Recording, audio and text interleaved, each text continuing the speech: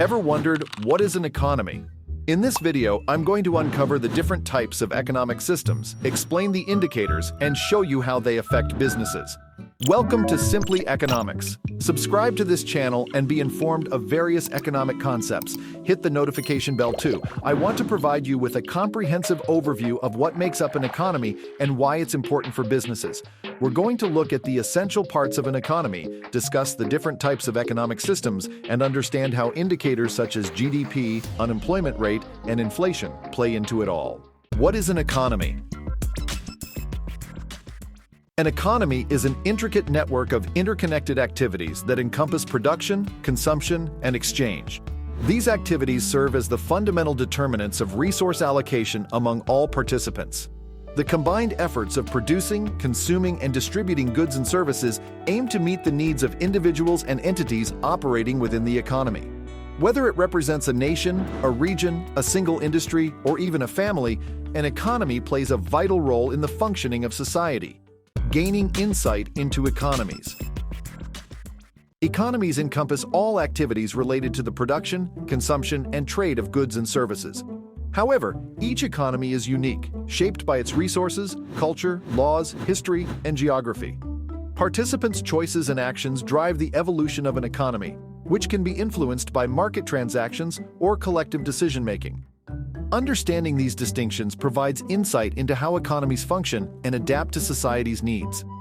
By studying economies, we can gain a better understanding of how resources are allocated and used to meet people's needs. What are the types of economies? In today's world, very few nations adhere strictly to either a market-based or a command-based economic system. However, most tend to lean towards one of these models more than the other. The first type: market-based economies. Market-based economies, also known as free market economies, facilitate the exchange of goods and services based on supply and demand. In the United States, producers have the freedom to determine what to sell and produce, and the prices to charge. Success in this system relies on meeting consumer demand and setting prices accordingly. Supply and demand determine prices and total production, with an increase in demand leading to increased production and prices until consumers reduce their purchases.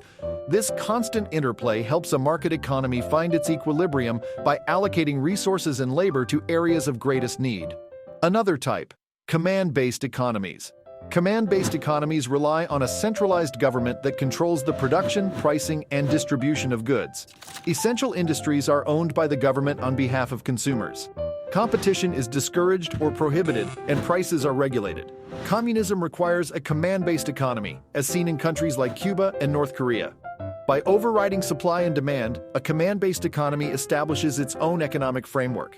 And the third type: mixed economies. Market economies, free from government intervention, are rare in the modern world. Even the United States operates as a mixed economy, influenced by various factors.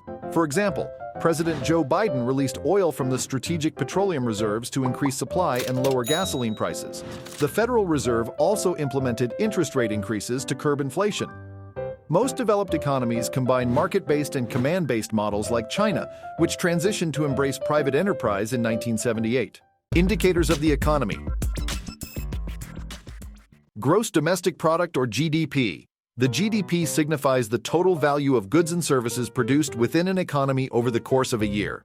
In 2023, the United States experienced a remarkable surge in GDP, reaching an impressive $26.5 trillion. This exceptional growth showcases the economic prowess and vitality of the nation.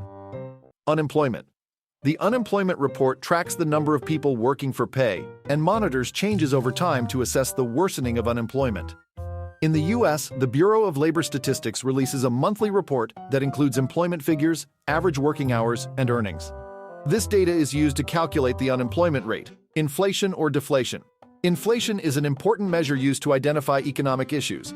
If inflation exceeds income growth, it indicates trouble in the economy. Deflation or negative inflation is less common.